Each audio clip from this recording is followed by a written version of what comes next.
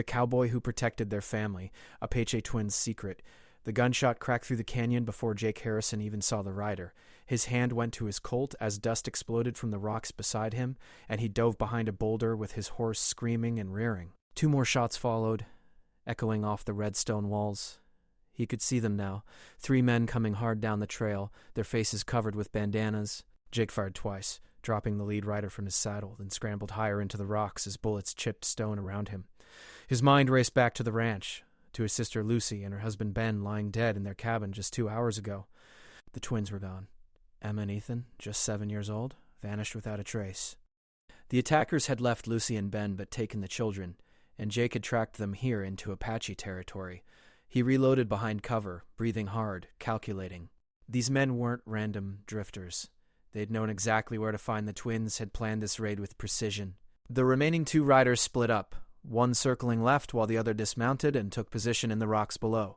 Jake recognized the tactic. They were herding him toward the canyon's dead end. He checked his ammunition. 8 rounds left. Not enough for a prolonged fight.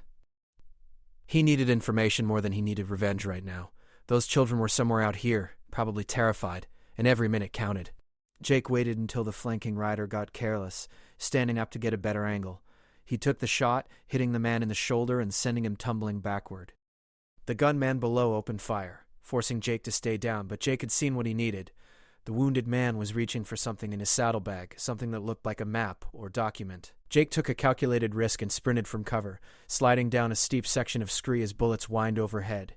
He reached the wounded man just as the 3rd gunman came charging around the rocks on foot. Jake grabbed the fallen rider's rifle and fired, catching the attacker in the leg. The man went down, cursing. Jake kept his gun trained on both wounded men as he reached for the paper sticking out of the saddlebag. It was a map, marked with Apache symbols and a location circled in red ink deep in the desert. But more important was the note attached.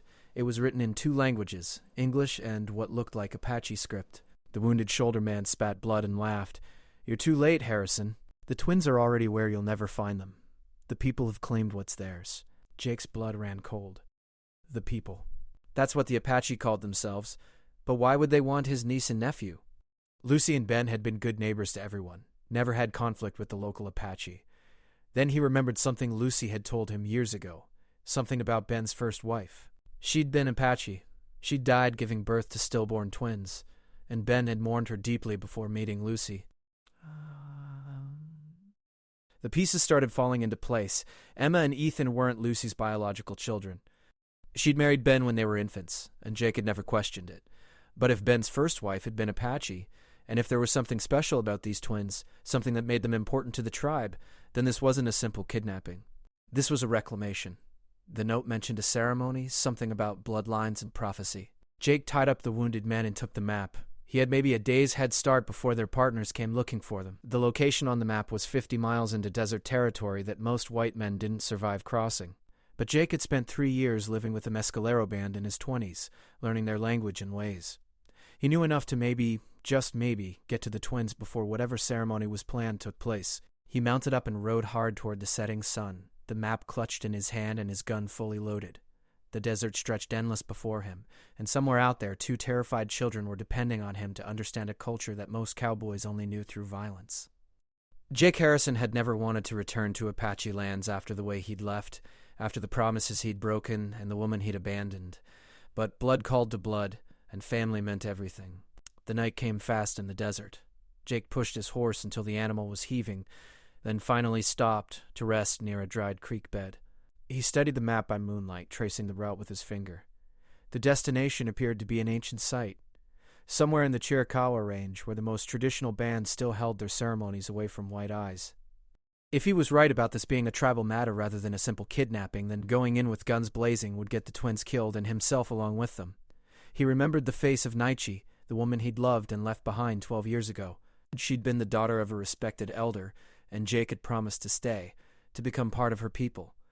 But fear and youth had driven him away, back to the white world and the life he knew. He'd heard she'd married, had children of her own. The shame of that betrayal still burned in his chest. Now he was riding back into her world, tracking children who might be connected to her tribe. The irony wasn't lost on him. A coyote howled in the distance, and Jake's horse nickled nervously. He checked his weapons again, then lay back against his saddle, knowing he needed rest but unable to quiet his racing thoughts. Emma and Ethan's faces haunted him. They'd called him Uncle Jake, had run to him with hugs whenever he visited. Ethan wanted to be a cowboy like him, and Emma was already a crack shot with a rifle despite her age. They were good kids, smart and brave. He had to believe they were still alive, still safe. The alternative was unthinkable. As dawn broke purple and gold across the desert, Jake was already riding. The landscape grew more rugged, more unforgiving. He passed through country that held memories in every canyon and ridge. He'd hunted here with Naichi's brothers, had learned to track and survive from men who knew this land like their own heartbeat. Those skills were coming back to him now, rusty but still there. He spotted signs that others had passed this way recently, unshod horses and travois marks. He was on the right trail. By midday he reached a narrow pass between two mesas. This was traditional Apache territory, and he knew he was being watched. He rode slowly, hands visible, his rifle in its scabbard. The attack came not with violence, but with a simple command in Apache. "Stop and dismount, white man." Jake did as ordered, his hands away from his weapons.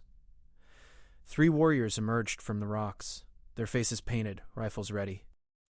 The leader was older, maybe 50, with scars crossing his chest and arms. Jake recognized the marks of a seasoned fighter. He spoke in Apache, his words careful and respectful. "I seek the children, Emma and Ethan. They are my blood. I come not for war, but for understanding." The leader's eyes narrowed. "You speak our tongue." "That is unusual for a cowboy. I lived among the Mescalero in my youth. I learned your ways, though I left and brought dishonor to myself." "I know this, but the children are innocent. Whatever claim your people have, let me speak for them." The warriors conferred in low voices. Finally, the leader spoke again. "You will come with us. The council will decide your fate and the fate of the children. If you reach for your weapons, you die. If you try to escape, the children die. Do you understand?" Jake nodded. "I give my word I will not fight unless the children are harmed." They bound his hands loosely and took his horse's reins. The journey deeper into Apache territory took the rest of the day. Jake saw the signs of a large encampment ahead, smoke rising from multiple fires. As they entered the village, people stopped to stare at him. Children ran alongside, curious but cautious. And then he saw her. Naichi stood near a large wickiup, older now but still beautiful, her eyes widening in shock as she recognized him. She said nothing, but her hand went to her mouth, and Jake saw the pain and anger flash across her face before she turned away. His heart sank. This was going to be even harder than he'd thought. The warriors brought him to the center of the camp where the elders sat in the circle. And there, sitting among the women, were Emma and Ethan. They looked frightened but unharmed, their faces lighting up when they saw him. "Uncle Jake!" Ethan started to run toward him, but a woman held him back gently. An old man with white braids stood. His face was weathered like ancient stone, his eyes sharp and clear. "Jake Harrison." "Yes, we know who you are. The man who loved and abandoned one of our daughters. The man who now comes seeking children who belong to us by blood and prophecy. You have courage to return here. I will grant you that." Jake bowed his head respectfully. "Elder, I do not deny my past failures.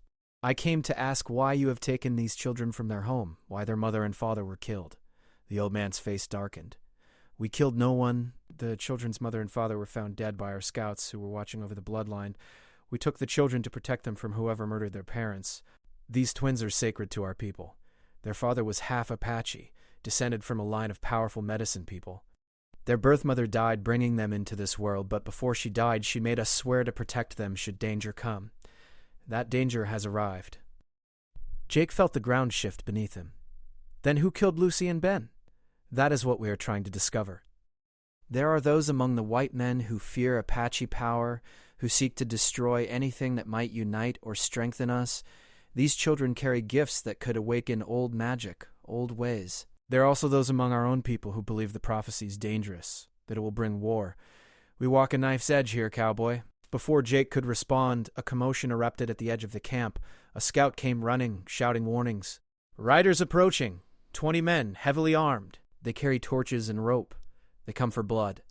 The village exploded into activity.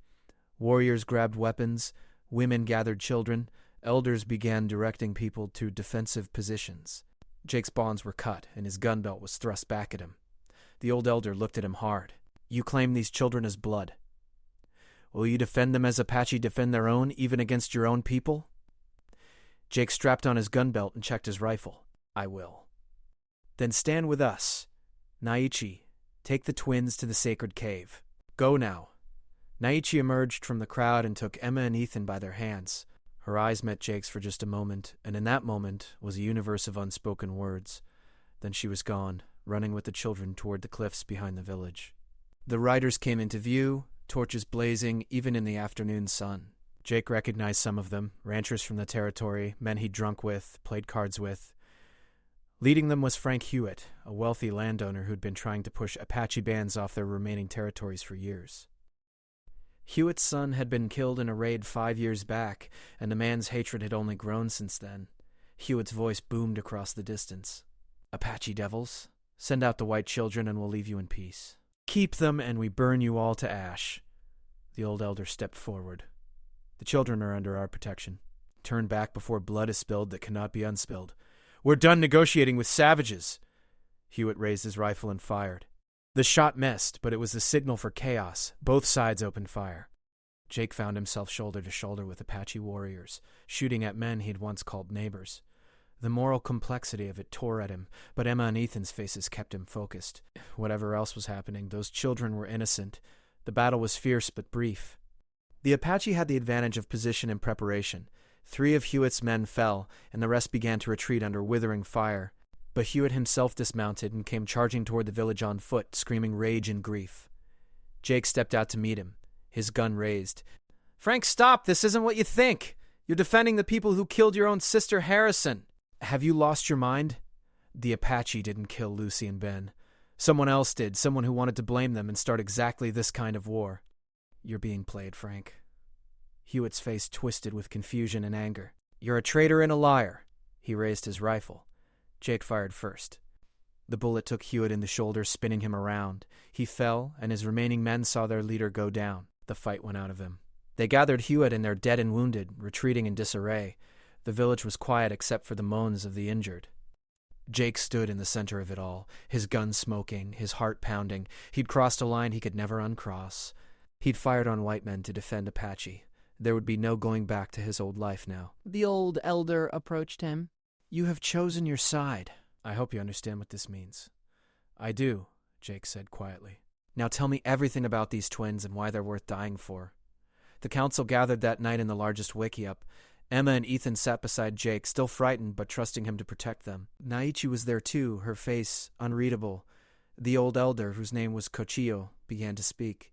The twins' grandmother was our greatest medicine woman. She foresaw their coming in visions, saw that they would be born of 2 worlds, white and Apache. She prophesied that when the twins reached their 8th year, they would be able to walk between the worlds of the living and the dead, to speak with ancestors and bring back knowledge that could save our people from destruction. But she also saw danger. She saw that there were those who would kill to prevent this gift from awakening, fearing what it might mean for the balance of power in these territories. Jake looked at Emma and Ethan. They seemed like normal children, bright and curious, but not supernatural. Have they shown any signs of these gifts? Cochillo nodded. Small things. They both have dreams that come true. They can sense danger before it arrives. Emma spoke with her birth mother's spirit last month, though she did not understand what was happening. The gifts are emerging, and soon they will need proper training to control them. And someone wants to stop that, Jake said slowly. Someone who benefits from Apache and white settlers being at each other's throats. Precisely. We have heard rumors of a group of men, powerful ranchers and territory officials, who profit from the conflicts. They sell weapons to both sides, buy up land cheap after raids, consolidate power while we all bleed. These men would see the twins dead before they could unite people or reveal uncomfortable truths. Jake's jaw clenched. Then we need to find these men and stop them before they send more killers. Naichi spoke for the first time, her voice hard. And what makes you think you can do this? You who ran when things became difficult? You who made promises you never kept? The words hit Jake like physical blows. He turned to face her fully. You're right. I was a coward 12 years ago.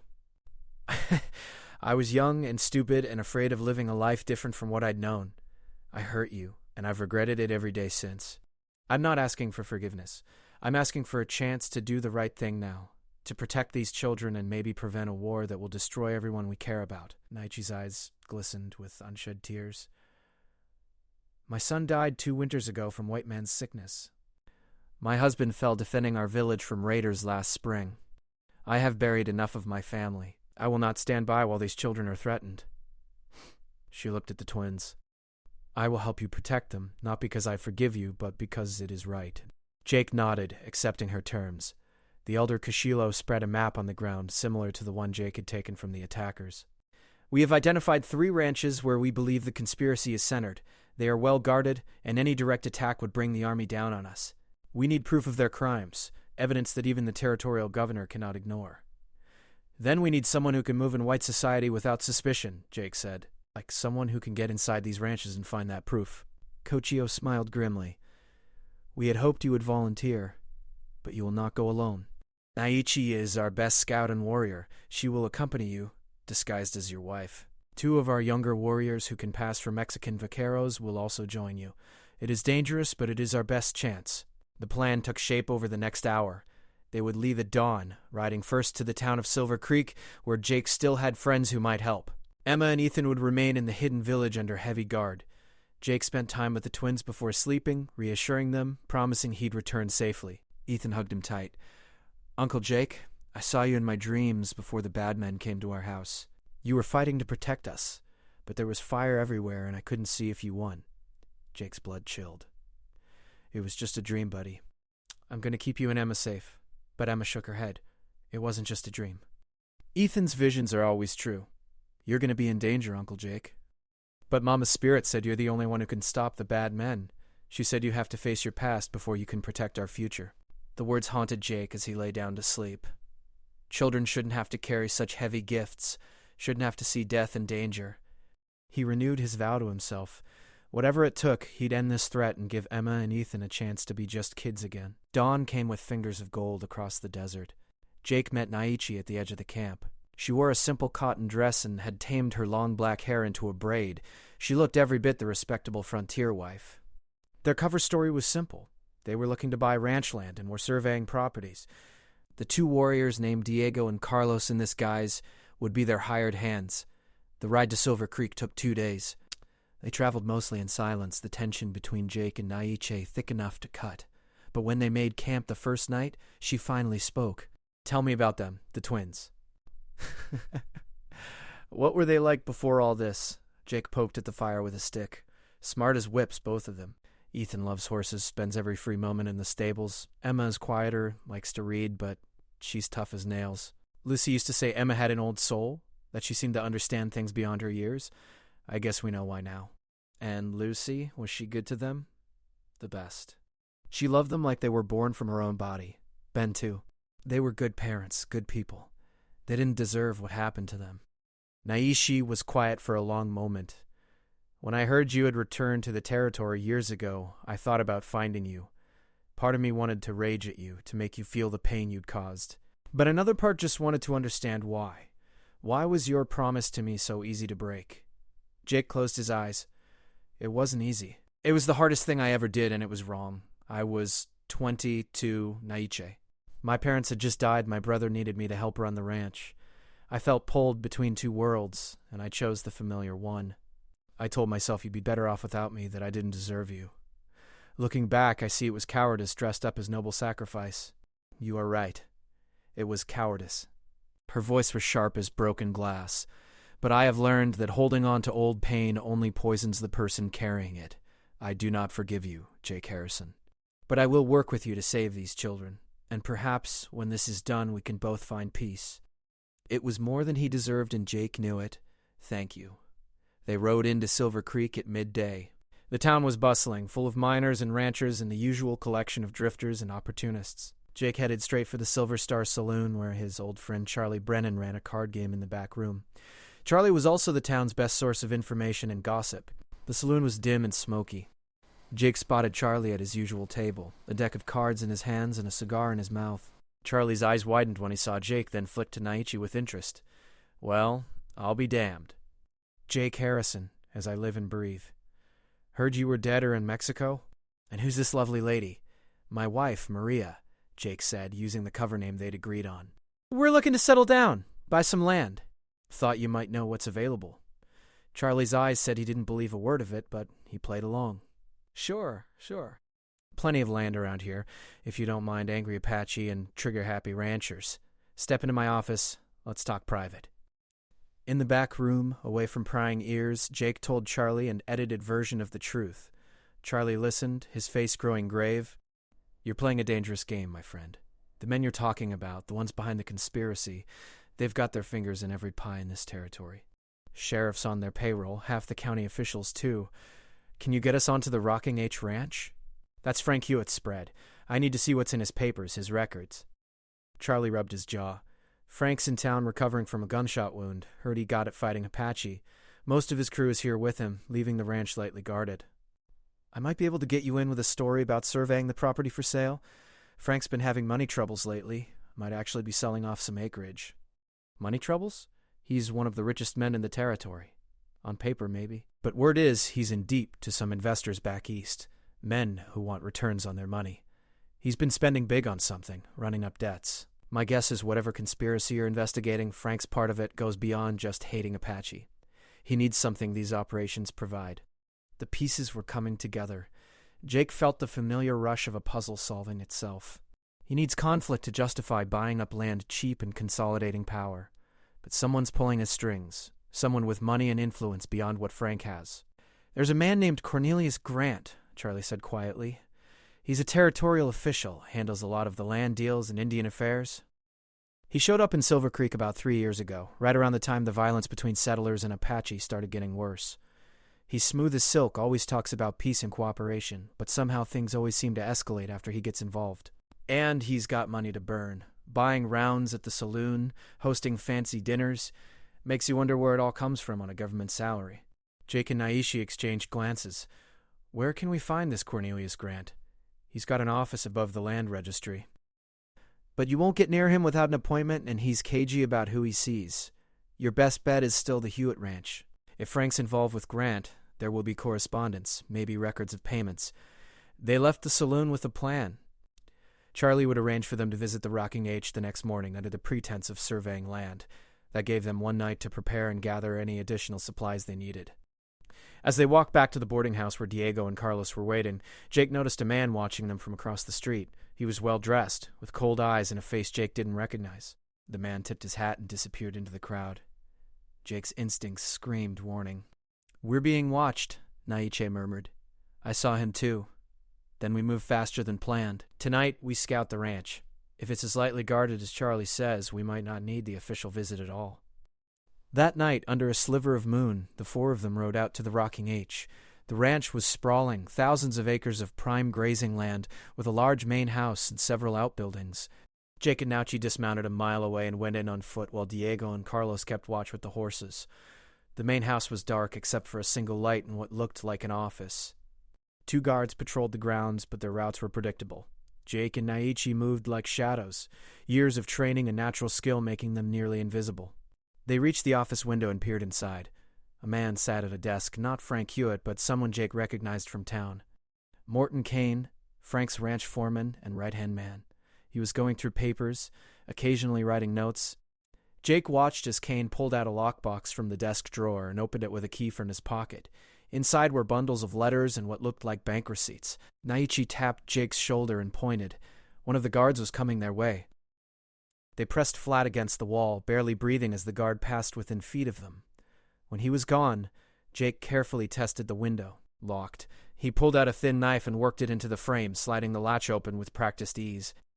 They slipped inside the office, moving with excruciating care. Kane was still at the desk, his back to them, absorbed in his work. Jake needed those papers from the lockbox. He signaled to Naichi, and she picked up a book from a nearby shelf, then dropped it deliberately on the other side of the room. Kane spun around, drawing his gun. "Who's there?" While Kane was distracted, Jake reached the desk and grabbed several letters from the open lockbox, stuffing them inside his shirt.